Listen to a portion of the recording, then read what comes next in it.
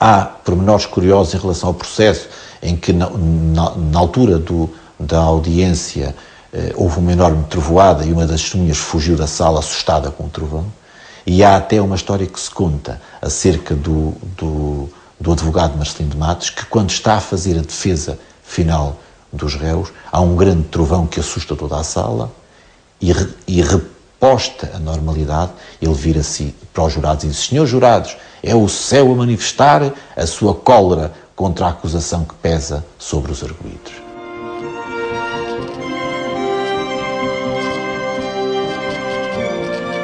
Escreve furiosamente tal como vive. Priva com intelectuais, integra as tertúlias dos cafés. Vai aos teatros, aos serões da elite burguesa. E escreve peças de teatro, novelas, polémicas, poemas, artigos de jornal e romances. É um homem público, alimenta ódios e amores, acumula paixões, chegando a desviar uma freira do seu voto.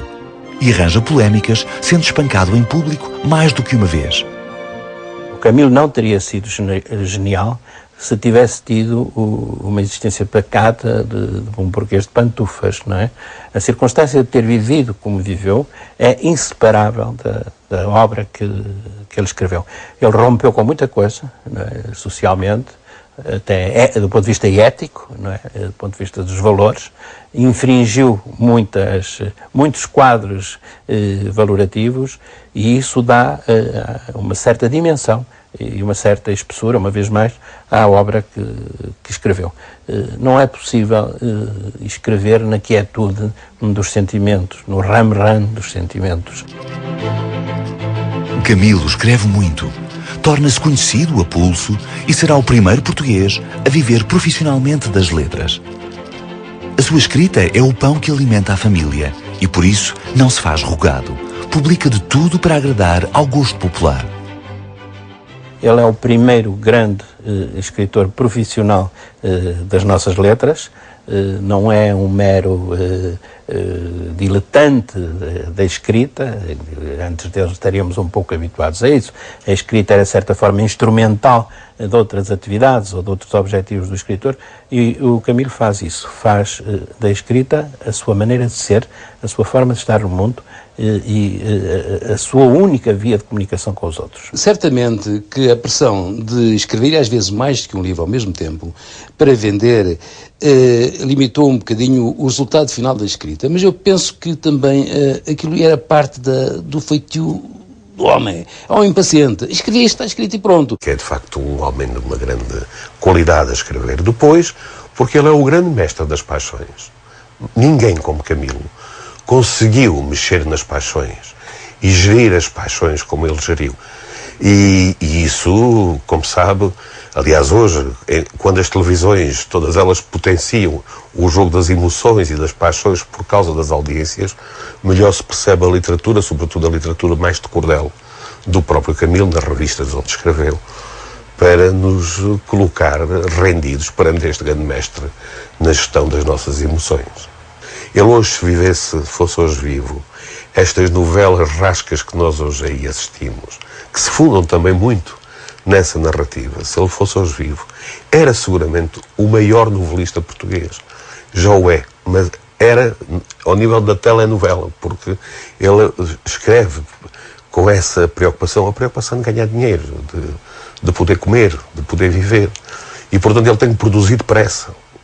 E produzir depressa neste quadro onde a dramaticidade está sempre muito presente e que fascina e que faz com que os editores queiram, porque as coisas dele vendiam, e vendem muito, não é? Ainda hoje vendem muito. E é de facto um livro de todas as gerações, não é? O ano que passou atrás das grades marca a grande mudança na vida de Camilo Castelo Branco.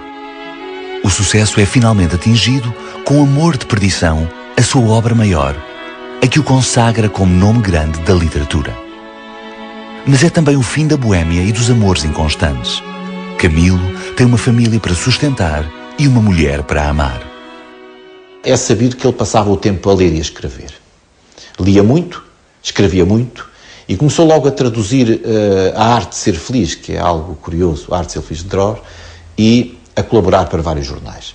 Se os inimigos ou os adversários pensavam que o encarceramento de Camilo constituía um secar do seu espírito criador, enganaram-se. Ele acaba por produzir obras importantes de toda a sua bibliografia, as Memórias do Cárcere, grande parte dos 12 casamentos felizes e também aquela que é, sem dúvida, a sua obra-prima, o Amor de Perdição. Ele vai ser visto na Foz em banhos, vai ser visto com o seu advogado Marcelino de Matos numa procissão da Lapa, vai ser visto muitas vezes a passear no Jardim da Cordoria, que é um jardim contíguo à cadeia da Relação do Porto, e o facto mais chocante é para os então comerciantes do Porto, foi o facto de Camilo ser visto a descer a Rua de Santo António, ou a Rua 31 de Janeiro, e a subir a Rua das Carmelitas com as botinas supostamente Ana Plácido enfiadas no dedo. A morte de Pinheiro Alves dá a Ana Plácido uma herança valiosa que inclui a casa de São Miguel de Ceide. É para lá que Camilo se muda com a família para escrever e educar os filhos Jorge e Nuno. O primeiro, louco.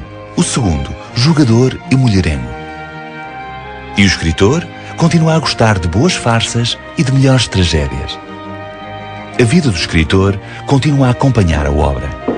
Ambas refletem a ruralidade nortenha e as tramas romanescas da época. Mas terão sido felizes os dias de Camilo na casa de Ceide? Ter-se-á habituado o escritor à rotina, ao isolamento rural? Naturalmente que escrevia porque ele tinha uma família a sustentar e ganhava na escrita o sustento dessa família, porque entretanto nasceram mais 2 filhos.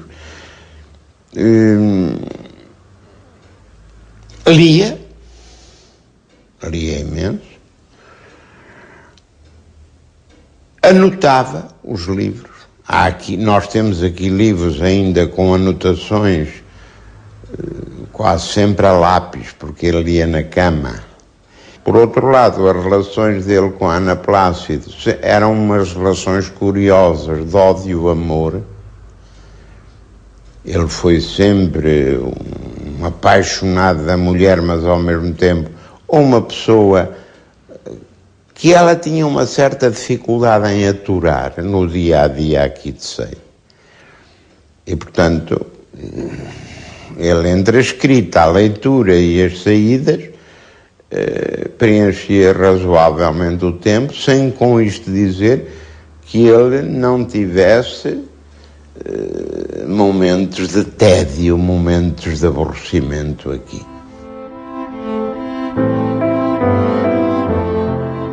A idade não faz bem a Camilo. As preocupações financeiras aumentam e a saúde sofre. Mas o pior é a evolução da literatura, que insiste em arrumar os escritores consagrados na prateleira empoeirada do romantismo. Ele dá-nos um Portugal de uma certa época, dá-nos um Portugal de um certo espaço.